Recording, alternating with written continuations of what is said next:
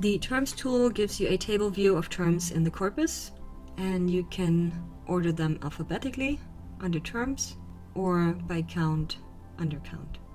You can also see the frequency distribution across the corpus under trends, and you can add more columns if you click on this little arrow here and go to columns and select the ones you want to add.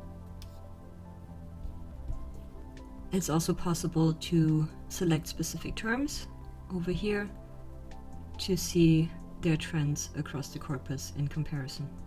Down here you can search for specific terms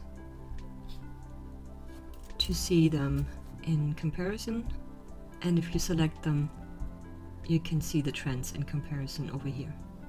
If you want to go back to seeing all the terms, you remove your search terms and you're back to the beginning.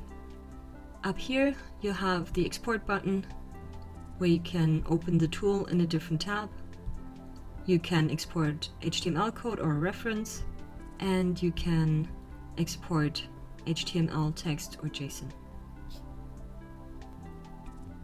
Under Tools, you can open a different tool, and under Options, you can add more stopwords, or you can compare this corpus to another corpus. And the question mark gives you more information about the tool.